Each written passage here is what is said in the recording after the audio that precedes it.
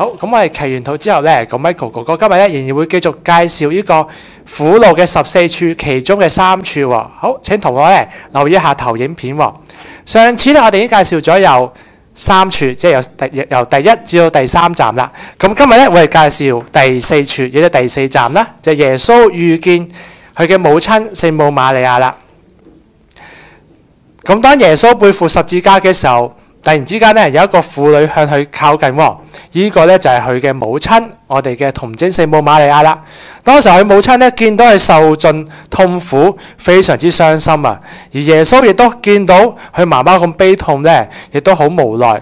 但係咁樣喎，佢哋兩母子咧都知道咧，呢個係天主俾佢哋嘅計劃，因為耶穌要藉着佢嘅苦難咧嚟救贖呢個世界，所以佢哋兩個咧都係默然相對，並且咧佢哋都知道咧天主會同佢同在，面對呢一個嘅苦難，一齊行呢條苦路嘅。咁所以咧呢一處咧係特別去紀念咧耶穌遇見佢嘅母親聖母瑪利亞嘅。好，到第5處啦，就係西滿擔負耶穌嘅十字架喎。咁正如啦 ，Michael 哥哥曾經講過啦，呢個十字架係非常非常之沉重嘅。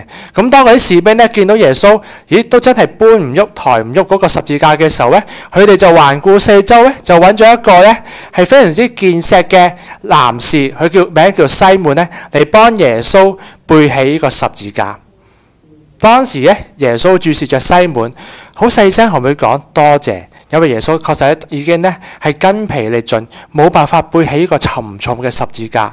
然後跟住咧，佢哋兩個人咧一齊抬著呢個十字架咧，繼續行埋呢條漫長嘅苦路嘅。所以畫中上面你見到咧，喺後邊嗰個咧就係西滿，去幫耶穌背負着佢嘅十字架。而到第6處，亦都第6站咧，就係維羅尼加為耶穌抹面嘅。當時候咧，耶穌咧又攰又熱，又冇食過嘢，而且汗流滿面，非常之辛苦喎。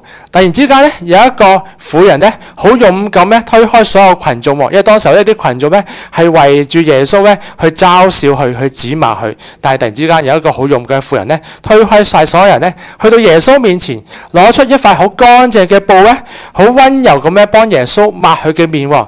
咁大家試諗下喎，當你好大汗嘅時候，有人幫你抹面，感覺係咪好舒服呢？所以當時耶穌俾個突如其來嘅動作，非常之感動啊！佢亦都咧好細聲去多謝呢個婦人，去幫佢做呢個善行。而呢塊布上邊咧，亦都留下咗耶穌呢個嘅面容，亦都留下咗耶穌當時候嘅表情嘅。咁所以咧，呢個第6處咧，我哋就叫做係維羅尼加為耶穌抹面啦。